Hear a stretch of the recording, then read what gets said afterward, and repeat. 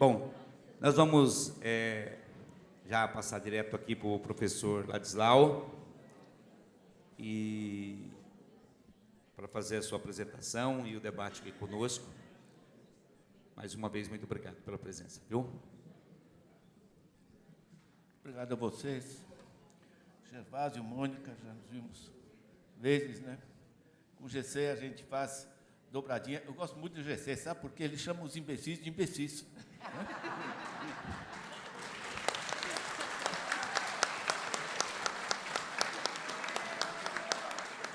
Chama mentira de mentira, sabe? É interessante, né? Porque a gente tem que passar manteiga em todas essas coisas, né? Eles ferram a gente, mas a gente que passa manteiga, como é que é essa coisa? Francamente, né? Ele chama assalto de assalto, né? Vocês acompanham Mafalda, né? Não?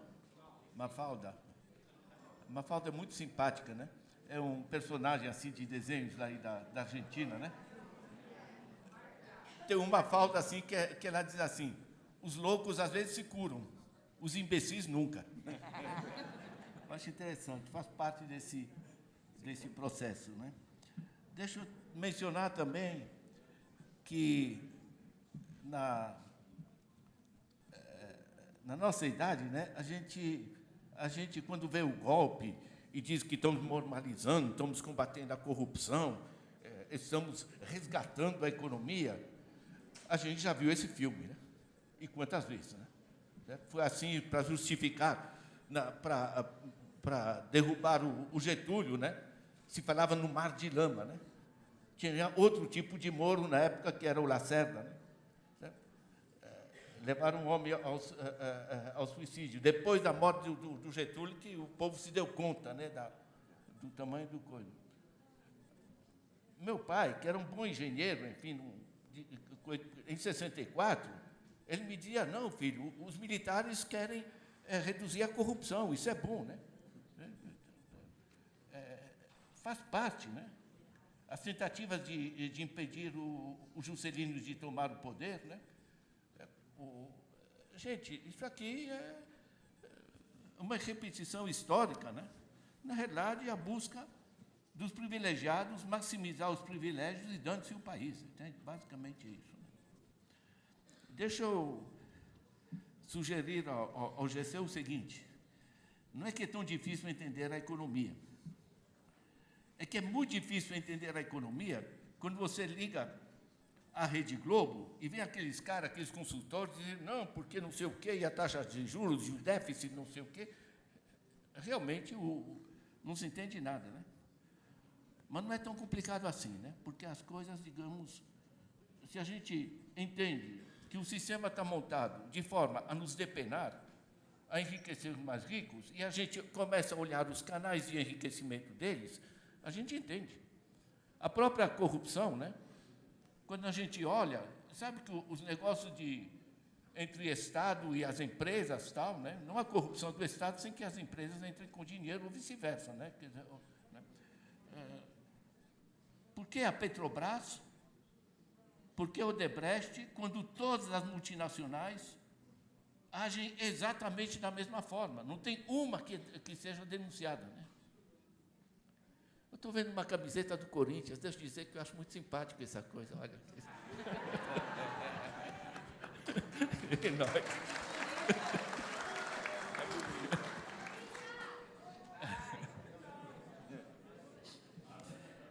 Olha, eu estou tentando ser sério hoje, mas hoje realmente me tiraram da cama às 5 horas da manhã, está difícil. Deixa eu sugerir a vocês o seguinte: se a gente pensar que a economia se trata do nosso dinheiro, da nossa grana, do nosso trabalho e de sua apropriação, não é tão complicado assim. Deixa eu pegar em economia o que funciona. Isso qualquer cristiano, como diz o latino-americano, qualquer cristão entende. Certo? O que funciona? Quando eu faço uma política de redistribuição de renda, de favorecimento da massa da população, Isso aumenta o mercado interno, gera uma capacidade de demanda que estimula a produção das empresas. Quando as empresas passam a produzir mais, elas empregam mais, se reduz o desemprego. É só acompanhar o que aconteceu entre 2003 e 2013. Tá? Você reduz o desemprego, tem mais gente empregada, mais gente com contratos formais de trabalho, o que, outra vez, aumenta ainda mais a demanda. Então, quando você expande a massa, a capacidade de compra da população, você não está fazendo demagogia. É fantástico que no Brasil, você fazer coisa a favor do povo chama populismo, né? É um negócio curioso. Na realidade, quando você faz uma política que favorece a expansão do consumo da população, você está expandindo as atividades produtivas. Você melhora a situação das famílias, você melhora a situação das empresas. O consumo das famílias gera impostos sobre o consumo, que gera receita para o Estado. O aumento da atividade das empresas gera também impostos sobre a produção, que gera receita para o Estado. O que acontece com a conta pública? Equilibra. Por quê? Ele colocou dinheiro para dinamizar o consumo na base da sociedade, o que aumentou as atividades empresariais, o que gerou receita sob forma de imposto, que cobre o que se colocou. E a roda gira. Isso se chama o círculo virtuoso. Funcionou de 2003 a 2013 no Brasil, quando se começa o boicote, o golpe. A partir de meados de 2013, você não tem mais governo nesse país. E é interessante o seguinte, o Lula aqui não inventou nada. Se você pega a crise dos anos 30 nos Estados Unidos, o que o Roosevelt fez? Exatamente a mesma coisa. Né? Colocou impostos fortes, até 90%, sobre os ganhos financeiros improdutivos, né?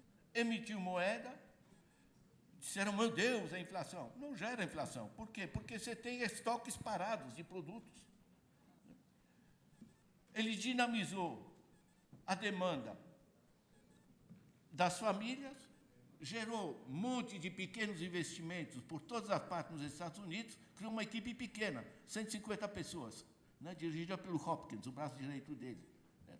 Rodou os Estados Unidos, dinamizando a economia pela base, o que gerou atividade empresarial, o que gerou os impostos, o que cobriu a conta, certo? E tirou. Sabe o que é? Fazer o bem das famílias é o que funciona em economia, gente. E não é muito misterioso. Como é que a Europa sai do buraco? Eu sou nascido em 41, no que hoje é a Catalunha. Certo? Durante a guerra, enfim, nasci onde se podia. A Europa foi destruída, 60 milhões de mortos, gente. Certo? A Europa se reconstrói, não dizendo precisamos apertar o cinto porque estamos mal e depois vamos... Não, pelo contrário. Começaram redistribuindo, né? Os Estados Unidos chamou welfare state, né? Chamou, como é New Deal, né? O novo pacto. Na Europa chamou welfare state, estado de bem-estar. Estado para gerar bem-estar. Por que funcionou? Aqui diriam, meu Deus, não, vai quebrar a economia. Né? Não cabe no orçamento, não cabe na Constituição. Que palhaçada, gente. Fizeram isso numa Europa destruída. Geraram a demanda gerou atividades empresariais, e ambos, gerando os impostos, permitiram financiar o estado de bem-estar.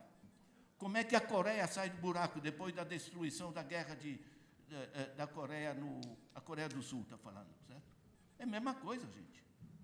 Na Coreia do Sul, GC, o Gini nunca ultrapassou 0,27, que é o nível da Suécia.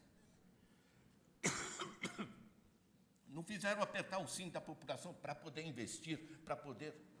Né? Pelo contrário. Expandiram o mercado interno. A China, nós em 20 anos, no mundo, tiramos cerca de 1 bilhão de pessoas da miséria. Não é que sai da pobreza, mas sai da miséria. Desse bilhão de pessoas, 700 milhões são chineses. A gente pensa na China só nos produtos que eles exportam. Para eles é uma merreca isso aí. É um país de 1 bilhão e 300 milhões de habitantes. O mercado deles, internamente, que realmente é o motor, e com forte presença do Estado. E essa forte presença do Estado não é da máquina do Estado, da burocracia, toda essa palhaçada que dizem. É inteligente. Grandes infraestruturas, indústria pesada, cimento, siderurgia, energia, tudo é Estado. Para dinamizar a capacidade de pequenas, médias empresas se formarem porque tem aporte, tem sustento. Quer dizer, o Estado como motor. E aqui visto de que o motor são os empresários, né, em particular os banqueiros, certo? E o Estado está gastando. Nós temos que sair dessa palhaçada. Eu acho que esse mecanismo, gente, não é complicado de entender. Isso funciona, eu acompanho isso, os países nórdicos, o Canadá, né, enfim, é pegar um por um. Então, na economia, a gente divide. Não, os ortodoxos acham isso, os heterodoxos acham isso. Meu, se dane, entende? Esse negócio, que heterodoxo, a gente olha o que funciona. O que funciona é quando se orienta a economia para o bem-estar da população. O resto é treta. Né? Esse é um ponto. Né? O segundo ponto é, quando a gente fala que a economia tem que ser orientada em função do bem-estar, como é que é o bem-estar das famílias? A gente pensa que é a renda, não é só. Vocês peguem o canadense, tem um salário menor do que o americano. Mas o canadense tem creche de graça, escola de graça, universidade de graça, hospital de graça, medicina, saúde preventiva, parques, todas as escolas têm piscina obrigatoriamente. Né? A molecada pode se esbaldar. Em vez de formar gangues, isso cabe no orçamento? Sabe por que cabe? Desculpem. Porque é muito mais barato. Os Estados Unidos têm uma saúde que eles chamam out of pocket. Você paga tudo. Privada. Para já, um monte de gente não tem grana, só vai no médico quando o negócio já está estourando. Sai muito mais caro, porque se fazer saúde preventiva, vocês estão cansados de saber, sai muito mais barato. Né? O resultado é interessante.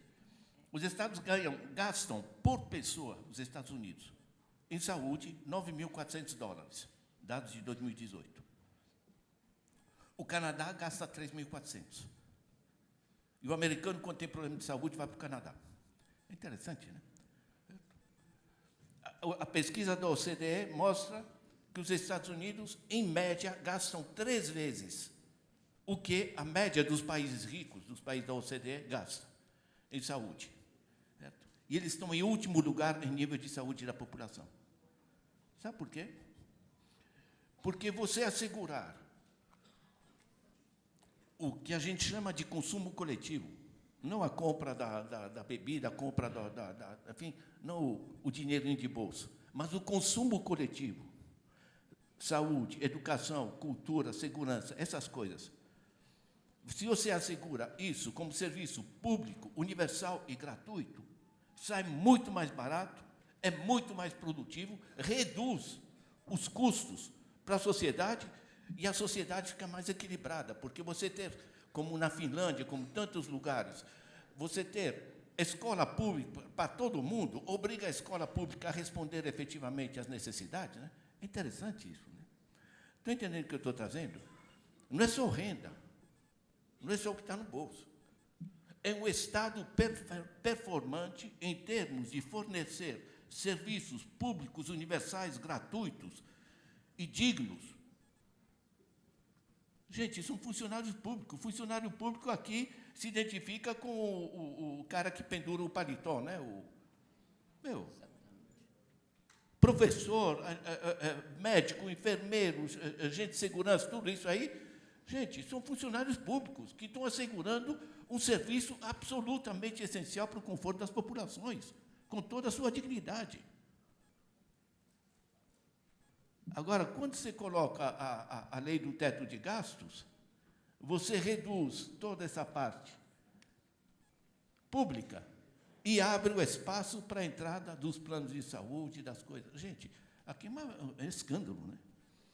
Eu descobri há pouco tempo, Jesse, eu sou professor na PUC, né? Eles me descontam no plano de saúde que eu estou, R$4.000 por mês. Eu não gasto 10% disso aí. Nunca me comunicaram que estava aumentando, entende? Só que não aparece meu salário, enfim. Gente, isso é uma gigantesca, um charlatanismo gigantesco. Na realidade, a gente assegurar o bem-estar das famílias significa, sim, renda, mas significa que, por exemplo, a renda representa cerca de 60% do nosso bem-estar, capacidade de comprar roupas, pagar aluguel, o diabo, certo? E os outros 40% é acesso público, gratuito, universal a bens de consumo coletivo. Acrescentem a isso um meio ambiente decente. Eu estive agora em Paris, gente, eu estava muito cansado, sabe? Aliás, eu detesto, sabe? Porque eu não sei que vinho pedir, porque tem tanta coisa lá no pizza. Mas olha, gente, você sabe o que é? Eu fui nadar no rio, gente. No rio, um braço do rio Sena. Certo? Eles simplesmente cercaram, puseram decks assim. É uma maravilha. É gratuito, tem aí cadeirões, tem uma boa ducha, tem lugar para se trocar, tem coisa. Sabe? A pessoa sai do trabalho, dá um pulo no rio e tal. Gente, ter um meio ambiente, tem rios limpos, é muito legal. Em particular para a juventude. Sai caro. É uma merreca, porque você distribui por tanta gente. Eu, em Toronto, o meu filho me chamou, pai, vamos nadar. Eu disse, mas nadar onde? Não, aqui tem a escola aqui perto. Eu disse, sim, mas eu acostumado no Brasil, você tem que ter carteirinha, ser sócio de não sei o quê, entende? Não, lá é obrigatório, toda escola tem piscina, e é aberto para toda a comunidade. Ele me disse, olha, você tem que pegar o calção e tomar uma ducha. Fui lá, ficamos nadando. Eu pensei, já pensou o que isso representa para a juventude? Em vez de formar gangue, eles podem se esbaldar nessas piscinas. Agora, aqui não. O cara, ele quer enriquecer, e aí ele vai ter a sua piscina, né? Certo? Aí ele inaugura, churrasco e tal. Depois a piscina fica parada, porque você ficar sentado dentro da própria piscina ali é um saco.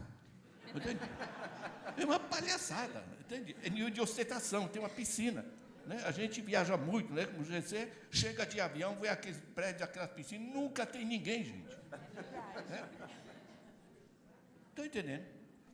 Então, na realidade, a gente tem que repensar e ordenar essa coisa do bem-estar das famílias. Né? Portanto, o que funciona é orientar a economia para o bem-estar das famílias. O bem-estar das famílias não é só renda e bugigangas e pazinhas de plástico, coisa assim, é também acesso universal gratuito, que custa, mas custa através do Estado, certo? E que permite que a sociedade funcione. Aliás, no Brasil, curiosamente, se eu produzo boneca Barbie, né, eu digo que é produção, né, e que é investimento. Se eu produzo saúde, dizem que é gasto. No resto do mundo, saúde, educação, cultura, todas essas coisas são consideradas como investimento na população. E é o que a gente mais quer na vida, uma vida com saúde, cultura, lazer, essas coisas, certo? Né? Aqui é gasto. Agora, os caras encherem o bolso com os juros, né, sobre a dívida pública, não, isso aqui é. Né? Eu chego eu tenho minha conta na Caixa Econômica Federal, a moça me pergunta, professor, no que o senhor quer investir? Né? Eu digo, meu amor, isso aqui não é investimento, isso é aplicação financeira. Eu posso até ganhar dinheiro com isso. Mas, por mais que eu ganhe dinheiro fazendo aplicação financeira, não vai ter um par de sapato a mais no país, não vai ter uma casa a mais no país. Não é investimento. É curioso esse negócio, né? Quer dizer, no Brasil se chama investimento de gasto, né? Aplicação financeira se chama de investimento. Né? É na linha do que o GC estava falando. Certo? Aí fica difícil de entender, né? O povo balança a cabeça e diz, não entendi lufas, né? O que está acontecendo? Certo? Como se diz que política para o povo é populismo, né? Enfim. Deixa eu pegar um terceiro ponto, que é o seguinte. Gente, eu estou pegando janelas, tá, dessa coisa. Aqui vocês têm o meu blog, Ladislau. Nós somos uma rede de professores que disponibilizam toda a produção científica online gratuitamente. Eu tenho um salário meu, certo? Não preciso tentar ganhar tudo. E, na realidade, um monte de gente lê os meus livros a partir desse blog, e eu fico conhecido, né? Aí me chamam para palestras. Algumas pagam.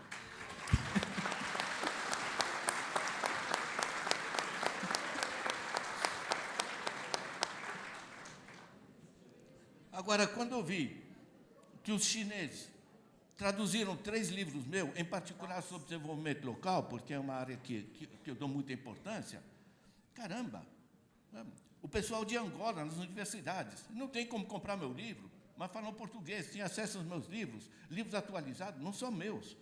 Eu recebo artigos de gente muito importante do resto do mundo, de primeira linha científica, muitos deles em português. Né? Caramba, isso aqui virou uma biblioteca científica. Quem montou para mim, obviamente, é meu filho, né? Porque a gente é de outra geração. Né? Eu quero dizer a vocês, filho é útil, viu? É verdade.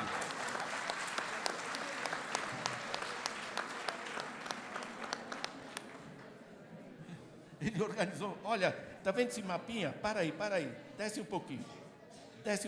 Não, pelo contrário. Sobe. Isso, está vendo esse mapa? Isso aí está aqui,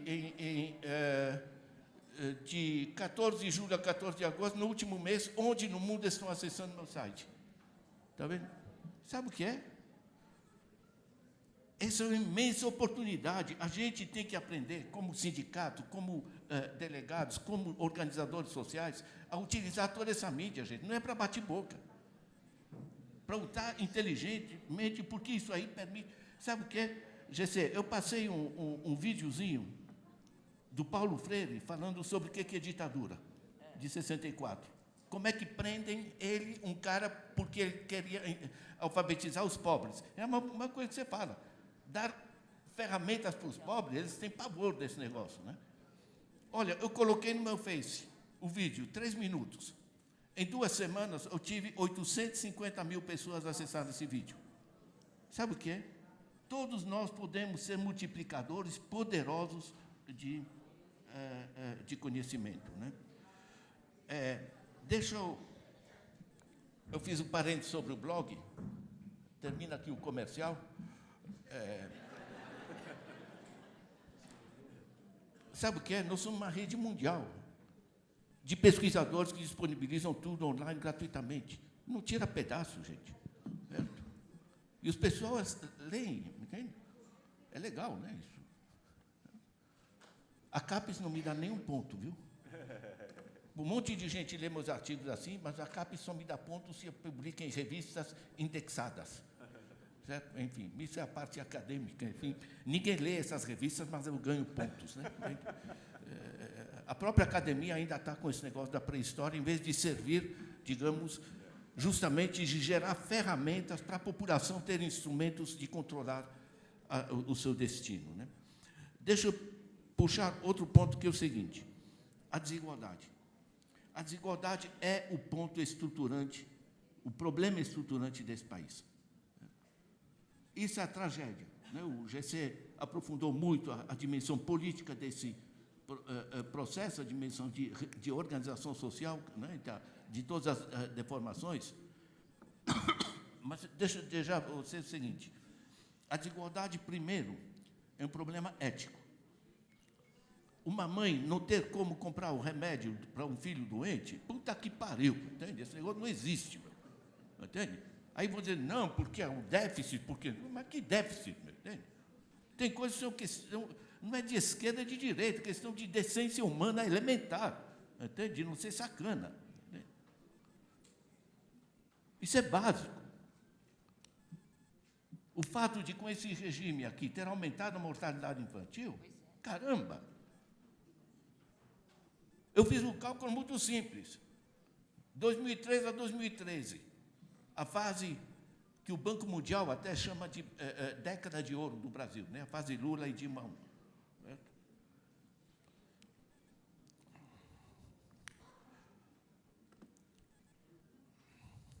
Gente, eu estou cansado, viu? Me tiraram 5 horas da manhã.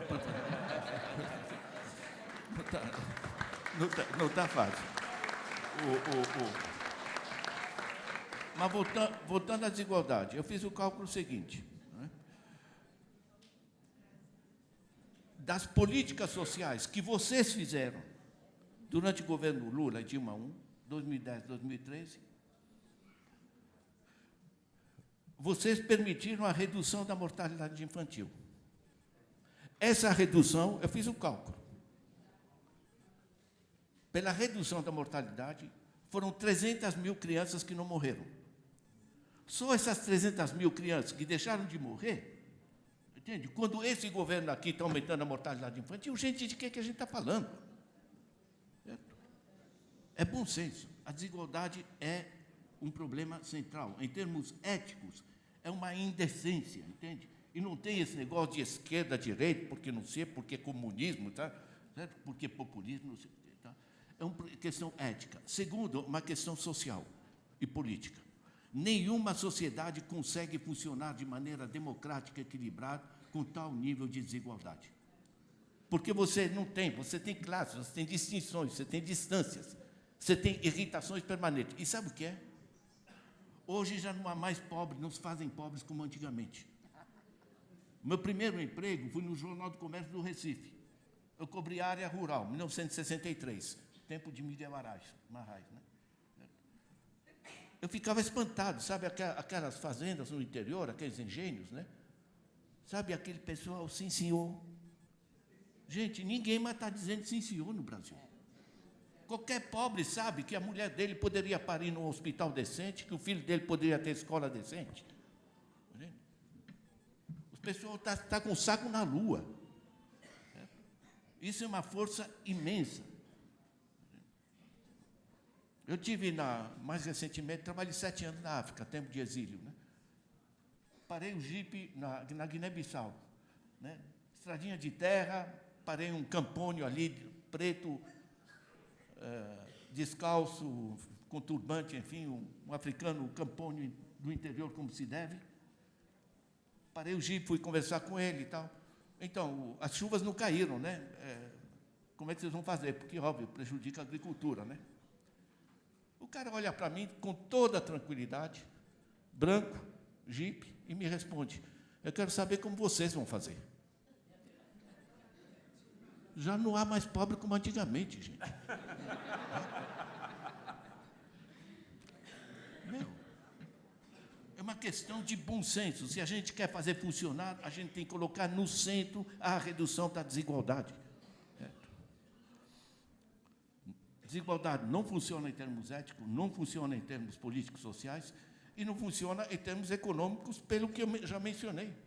Porque você reduz o consumo popular, as empresas desempregam porque não tem para quem vender, cai a inflação porque estão jogando a qualquer preço, porque estão com estoques parados. Você paralisou o consumo das famílias, você paralisou a atividade empresarial, reduz a entrada de dinheiro para o Estado, a receita, resultado, eles vieram consertar o tal do déficit e aumentaram brutalmente o déficit. Né? É uma palhaçada, aí eu entro na linguagem do GC, isso aí é propriamente uma máfia. Né? Deixa eu puxar o último ponto, eu estou tentando me manter nos 40 minutos aqui, tá? Tudo bem? Ok. Está tranquilo, me diz o Gervásio, enfim. Então. A Mônica não falou nada, enfim. Deixa eu sugerir a vocês o seguinte. A gente está acostumando a entender a desigualdade, os problemas nossos e a pobreza pela exploração salarial. Esse livro aqui, que o Gervásio tem a bondade de trazer, esse livro aqui mostra como é que se faz hoje a exploração. Ela é um pouco mais complicada, mas não é tão complicada assim. Tá? Basicamente é o seguinte: um fogão sai da fábrica a R$200. Vai ter 40% de imposto, né? E as casas que têm total dedicação a nós vão querer vender a um pouco... Vão vender 420 à vista. Eu disse a nós, não a nosso dinheiro. 420. Caso concreto, tá? Sentei com um velhinho ali, o vendedor, né? Não tinha ninguém e tal. A gente ficou conversando, ele entendeu que eu não ia comprar o raio do fogão. Né? Mas eles estão vendendo a prazo a 840. Certo? Gente, o máximo que eu encontrei na Europa de juros é 13% ao ano em crediários. 13% ao ano. Aqui está, na média, 120, 140, 150. Gente, sabe o que é isso? Significa que o pobre, que não tem como pagar à vista, paga 800 pau por um fogão de 200. Nenhuma economia pode funcionar assim. E quando você passa a pagar o dobro ou mais do produto, é como se tivessem dividido o teu salário. Ou seja, a gente então entendeu a briga pelo salário, em particular nos sindicatos, mas esqueceu a briga pela taxa de juros. Porque o juro te tira do bolso, e mais, vocês têm um cartão, todo mundo tem um cartãozinho no bolso, né? É interessante isso, né? Eu chego na padaria, na papelaria, faço uma compra de R$100. Da minha conta, né, a moça pergunta, crédito ou débito? Eu digo crédito. Da minha conta saem R$100. Para a papelaria, entre R$100, entra 95, ordem de grandeza. Meu, 5% de dezenas de milhões de compras diariamente. Vocês lembram a CPMF? 0,38%. Aqui, 5%. E te dizem, compre com cartão. Gente, é um tamanho de um escândalo. E mais, é porcentagem. Por que porcentagem? Porque pode dizer, não, nós, empresa de cartões, nós temos custos. Né? Tudo bem, segurança, emissão do cartão e tal. Mas porcentagem? No Canadá, você passa o cartão, tem o custo do cartão. Te cobram 6 centavos por operação, 6 centavos de dólar. Dá mais ou menos 20 centavos. Mas não porcentagem. Você paga com cartão uma compra de 600, meu. Estão entendendo? Quer dizer, o custo deles é 20 centavos. Eles vão ganhar R$5 nesse negócio, meu. Sabe o que é ganhar 100, 200, 300%? É uma palhaçada. Na realidade, quando o dinheiro deixou de ser aquele negócio de papel, que eu, na minha idade a gente usa essas coisas, vocês devem conhecer isso aqui. Isso aqui,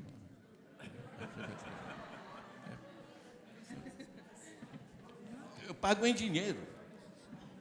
Em geral, eu consigo o raio dos 5% ou mais. Né? Estão entendendo? O dinheiro hoje virou um sinal magnético. Com sinal magnético, eles podem fazer qualquer coisa. O que os bancos fazem hoje é absolutamente escandaloso.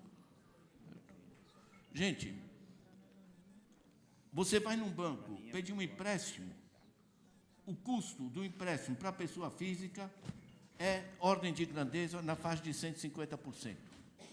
Na França é 13,5% ao ano. Aqui te apresento o juro ao mês.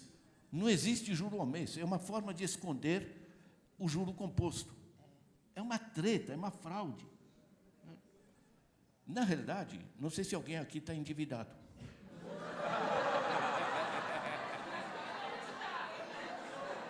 Se perguntar para quem não está. Estou pasmo. Nunca esperaria isso.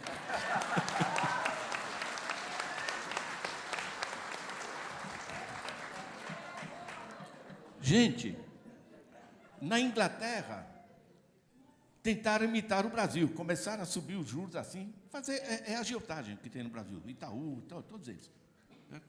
Agiotagem. Tentaram introduzir a agiotagem na Inglaterra. A Inglaterra, em janeiro de 2015, fez uma lei muito simples. De ninguém pode ser exigido mais do dobro do que ele pegou. Ou seja, você pegou um empréstimo de R$1.000, devolveu os 1.000 e tem os juros, as taxas, não sei o quê, chegou a 2.000, você está liberado de qualquer coisa, não existe mais vínculo, todo, você está liberado. É interessante isso. Eu te sugeri, já passei para o Paulo Teixeira, fazer uma proposta nesse nível. Olha, eu conheço gente, eu tenho uma amiga, atrasaram o salário dela, ela pegou um empréstimo de R$5.700, já pagou 4.000 e está devendo 8. Gente, isso é agiotagem. E agiotagem é baseado em quê?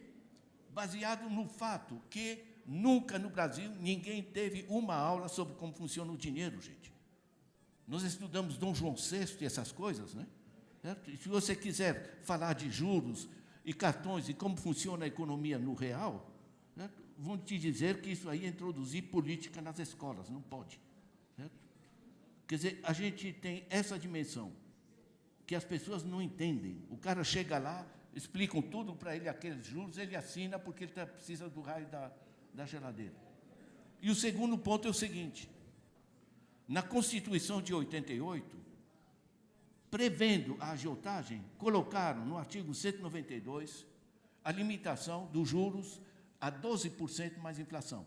Hoje seria da faixa de 16%. Ao ano. Com proposta do José Serra, em 99, fizeram uma PEC, liquidando o artigo 192 da Constituição. Tiraram a base legal do controle dos bancos. A grande corrupção cria sua legalidade, gente. Tem suficiente força, tem suficientes deputados, que, aliás, os deputados que fizeram o golpe e que estão no poder hoje, foram eleitos de maneira inconstitucional. Em 97, se autorizou as corporações a financiar as campanhas políticas, ou seja, as empresas. Né?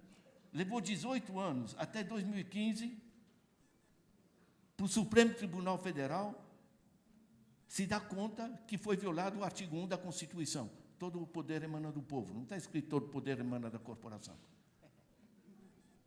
Esse é o Congresso que está no poder. Esse Congresso que deu o golpe, tudo isso, gente, é eleito de uma forma absolutamente inconstitucional. Né? O Supremo não tinha se dado conta. Né? Na realidade, o juro se transformou, e todo o sistema de intermediação financeira, no principal achacador dessa economia. Certo? Não sei se vocês viram, mas está no meu livro, vocês vão poder ver. Né? A gente apresenta a boca de jacaré, a economia caindo assim e o lucro dos bancos subindo assim. Certo? Por quê? Um está ligado ao outro. Certo? Eu fiz aqui, eu queria muito que vocês lessem. Gente, eu juro para vocês que eu escrevo economia que qualquer um entende. E sabe por que eu escrevo de maneira que o povo entende? Porque eu entendo.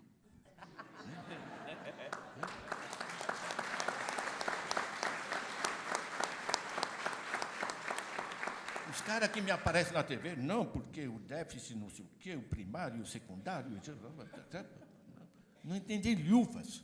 Ou então não querem entender, o que é pior ainda. Certo? Vocês lendo isso aqui, vocês vão entender como uma coisa passa. Ele está online na íntegra.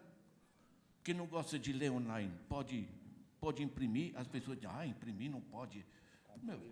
Quando você compra um livro, você compra o papel igual. Você imprimindo em casa, você imprime. Né? Certo? E tem mais.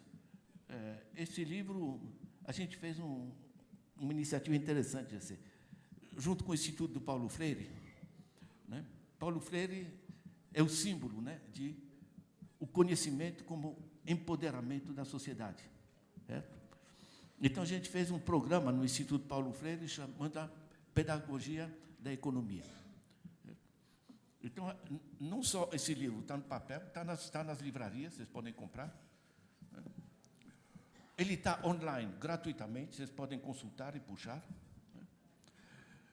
Mas eu também fiz como tem 15 capítulos, eu fiz 15 vídeos de 10 minutos, ajudando vocês. E sabe o que? Esse capítulo, basicamente, eu trabalhei assim e assim. Na página tal, você tem tal gráfico, você veja que tal coisa é assim. Estão entendendo? Então, tem um livro no papel, tem um livro online, tem o vídeo e tem a plataforma de discussão. Nós agora estamos organizando cursos. Qualquer um de vocês querer organizar, um sindicato organizar, a gente passa toda a matéria para você, o pessoal se inscreve, certo? E vocês passam. Toda semana, por exemplo, o pessoal lê 2 vezes por semana um capítulo e um vídeo e os comentários. É uma plataforma de discussão. Gente, como funciona na abertura da cabeça das pessoas? Tá? Eu acho que a gente tem que evoluir para essa coisa, inclusive com esse novo livro, né, que a gente terminou agora com o GC, Resgatar o Brasil. Né?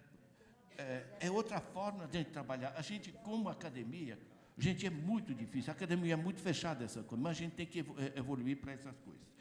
Gente, eu falei muito.